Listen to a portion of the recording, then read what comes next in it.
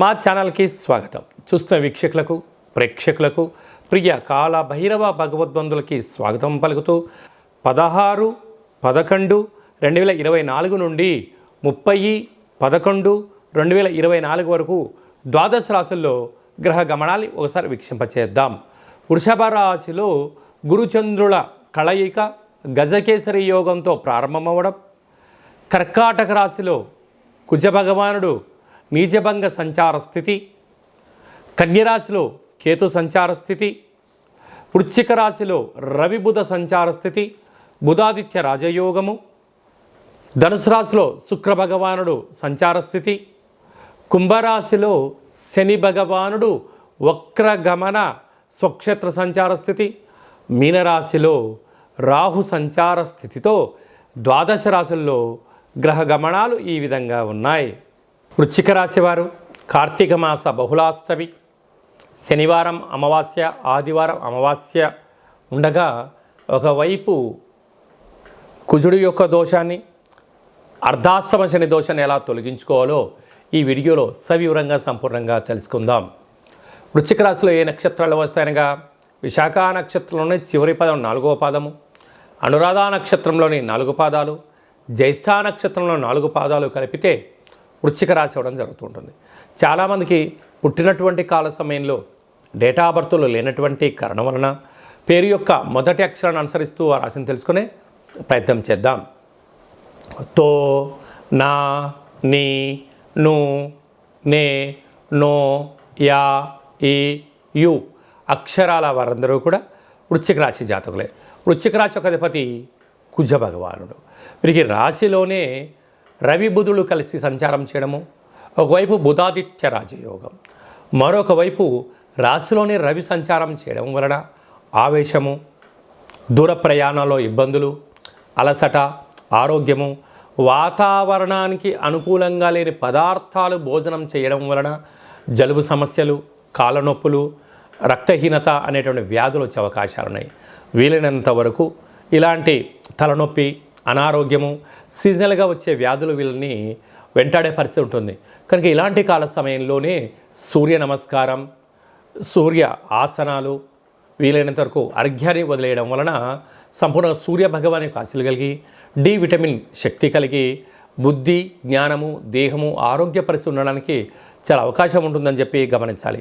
ప్రభుత్వ ఉద్యోగ ప్రయత్నం చేసేవారు పరీక్షలకు సిద్ధమవ్వడం, ఉద్యోగ ప్రయత్నంలో గట్టి ప్రయత్నం చేయడము, అలాగే మంచి సక్సెస్ అయిన వారి యొక్క సలహాలు సూచనలు పాటించడం వలన మీకు కూడా అలాంటి యోగం కలుగుతుందని చెప్పి గమనించాలి.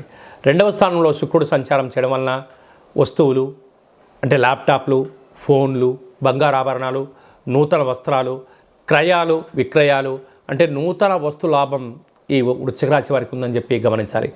అర్ధాష్టమ శని యొక్క ప్రభావం కారణం వలన చిన్న విషయాలకు ఆందోళన, ఎవరో ఏదో అంటున్నారని, లేకుంటే భ్రమలో జీవనాన్ని పొందడమో, లేకుంటే అభద్రతాభావంగా ఉండే పరిస్థితి అధికంగా ఉంటుంది. వీలైనంత వరకు ధర్మంగా ఉండండి, ఆరోగ్యాన్ని కాపాడుకోండి, నోటిని జాగ్రత్తగా పెట్టుకోండి, అప్పులు ఇచ్చి పుచ్చుకునే వ్యవహారంలో ఎంతో జాగ్రత్తము. కనుక మీ జన్మ నక్షత్రం రోజున పూర్ణిమ, అష్టమి, అమావాస్య తిథుల యందున దూర వాయు జల ప్రయాణాలు పెట్టుకోవద్దు. జలగండం పొంచి ఉంది, తస్మాత్ జాగ్రత్త. సంతాన స్థానంలో రాహు ఉండడం వలన అటు తల్లిదండ్రులతో ఈ కలిగిన సంతానంతో వీలైనంత వరకు మృదు స్వభావమైనటువంటి చర్చనే పెట్టుకోండి. ఆవేశపడదు అనొద్దు. దీనివల్ల అనర్థం కలిగి కుటుంబానికి దూరం అయ్యే పరిస్థితి చాలా అధికంగా ఉంటుందని చెప్పి గమనించాలి. సప్తమంలో గురుచంద్రుల సంచార స్థితి ఉండడం వలన నూతనమైన ఉద్యోగాలు, చదువులు, educations, part time, full time job చేసేటువంటి వారికి ఏకాగ్రత, సత్ప్రవర్తన వలన కొత్త విషయాలు ఎప్పుడైతే మీరు నేర్చుకుంటారో ఉన్నత ప్రమోషన్స్ మీ సొంతం అవుతాయని చెప్పి గమనించాలి. భాగ్యస్థానంలో కుజుడు ఉన్నాడు. కుజుడు నీచబడడం వలన దయచేసి ప్రేమ వివాహాలకు దూరంగా ఉండండి. వీలైనంత వరకు వాళ్ళు ఏదో చెప్తున్నారని చెప్పి భ్రమలోకి వెళ్ళారా, వివాహమైన దంపతులు భార్యాభర్తల మధ్యలో, ప్రేమికుల మధ్యలో 3వ వ్యక్తులు దూరి మీ యొక్క పచ్చటి యొక్క స్నేహాన్ని, బంధుత్వాన్ని ఇబ్బంది పెట్టే పరిస్థితి ఉంటుంది. కనుక వీలైనంత వరకు రహస్య సమయాలకు, రహస్య చర్చలకు, రహస్య లావాదేవీలకు ఇది సరైన సమయం కాదు అని చెప్పి గమనించాలి. ఇలాంటి కాల సమయంలో ఎరుపు రంగు క్లాత్ పైన గోధుమలను, అలా నవధాన్యాలను, శక్తి కలిగితే. శక్తి లేదు, కందులను ఉంచి ప్రమిదను ఏర్పాటు చేసి వెన్నను వేసి దీపాన్ని వెలిగించి భగవంతుడికి యథాశక్తిగా పూజ చేసుకొని దానం, జలం, పక్షులకు దానం చేయడం వలన గ్రహదోషము తొలగి యోగము మీ సొంతం అవుతుందని చెప్పి గమనించాలి. ముఖ్యమైనటువంటి పండగల గురించి, తిథుల గురించి సవివరంగా, సంపూర్ణంగా, క్లుప్తంగా తెలుసుకుందాం.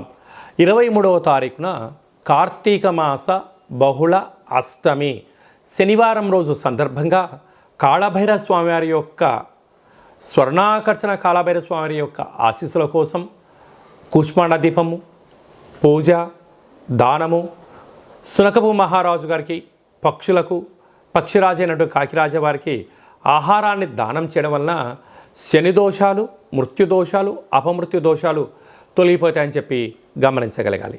29వ తారీఖున మనకు మాస శివరాత్రి, 30వ తారీఖున శనివారము, అలాగే డిసెంబర్ 1వ తారీఖున ఆదివారం అమావాస్య. అంటే మాసాంతము, అంటే కార్తీక మాస పాడ్యం నుండి చివరి వరకు అందరికీ దీపం పెట్టడం కానీ, అభిషేకం చేసుకోవడం కానీ, సాలగ్రామ దానం చేయడం కానీ, దీపదానం చేయలేని పరిస్థితి కొందరికి ఉన్నప్పుడు ఈ అమావాస్య రోజున మనం చేసేటువంటి పూజ, యజ్ఞము, యాగము, అభిషేకము, దానము, మంత్ర స్మరణ వలన అద్భుతమైన యోగం కలుగుతుంది అని చెప్పి గమనించాలి. అందులో శనివారంతో కూడుకున్న అమావాస్య, ఆదివారం అమావాస్యతో కూడుకున్నటువంటి అమావాస్య, అందులో కార్తీక అమావాస్య అవ్వడం వలన మనం ఏం చేసా, ఏం చేయకపోయినా ఏం చేయగలగాలి అన్నట్లయితే ఇంటినల్లా శుద్ధి పెట్టుకొని, ఇంటికి మామిడాకులు, కొబ్బరాకులు అలంకరించుకొని, బిల్వదళాన్ని తీసుకువచ్చి ఇంట్లో మహాదేవుడికి మట్టితో చేసిన శివలింగానికి కానీ, ఇసుకతో చేసిన శివలింగానికి కానీ, విభూతితో చేసిన శివలింగానికి అభిషేకం చేసుకోవడము మనకు అదృష్టాన్ని, ఐశ్వర్యాన్ని కలిగిస్తుంటుంది. అనగా ఈ అమావాస్యను పోలి అమావాస్య అంటారు. అనగా మనకు ఒక 30-40 ఏళ్ళ కిందట ప్రతి ఇంట్లో కూడా పశువులు ఉండేటువంటివి, అనగా ఆవులు, బర్రెలు ఉండేటువంటిది. వీలైతే ఆవు వెన్నతో కానీ, లేకుంటే బర్రె పాలు కానీ ఒక 3 రోజుల ముందుగానే రోజు తీసుకొని చక్కగా ఆధ్యాత్మిక చింతన కలిగినటువంటి భక్తి నామస్మరణతో వేడి చేసి తోడు పెట్టి ఆ 3 రోజులు వచ్చేటువంటి ఆ మజ్జిగ పైన వచ్చేటువంటి వెన్నను తీసి మజ్జిగ కవ్వంతో చిలికి వచ్చేటువంటి వెన్నను ఈ అష్టమి రోజు కానీ, ఈ ఆదివారం అమావాస్య రోజు కానీ కొత్త వత్తితో, అంటే కొత్త పత్తితో దీపం పెట్టడం వలన సంపూర్ణమైనటువంటి భగవంతుడి యొక్క ఆశీస్సులు ఉంటాయని చెప్పి గమనించాలి. ఎందుకనగా మనము పాలను పంచామృతంగా ఏర్పాటు చేసుకొని మహాదేవుడికి రుద్రాభిషేకం చేసుకుంటూ ఉంటాం. పాలు కేవలం ఒక పూట మాత్రమే నిల్వ ఉంటాయి. వేడి చేస్తే 2వ రోజు దాకా మాత్రమే ఉంటాయి. అదే పాలల్లో కొద్దిపాటి తోడు వేస్తే ఒక 2 రోజుల వరకు నిల్వ ఉంటుంది. ఆ తోడుపైన వచ్చే మిగడం తీసి చిలికి వెన్న తీసినట్టయితే మాసాంతం వరకు చాలా బాగుంటుంది. అదే వెన్నను వేడి చేయిస్తే మినిమం ఒక 11 సంవత్సరాలు నిల్వ ఉండడం జరుగుతుందని గమనించాలి. కనుక అలాంటి వెన్నతో దీపం పెట్టడం వలన పుష్కర కాలంలో, అంటే గతంలో 11 ఏళ్ళ నుంచి మనం బాధపడుతున్న వారందరికీ కూడా దోషం తొలగి రాబోయే 12 ఏళ్ళ వరకు ఐశ్వర్యము మన అందరి సొంతమవుతుందని చెప్పి గమనించాలి.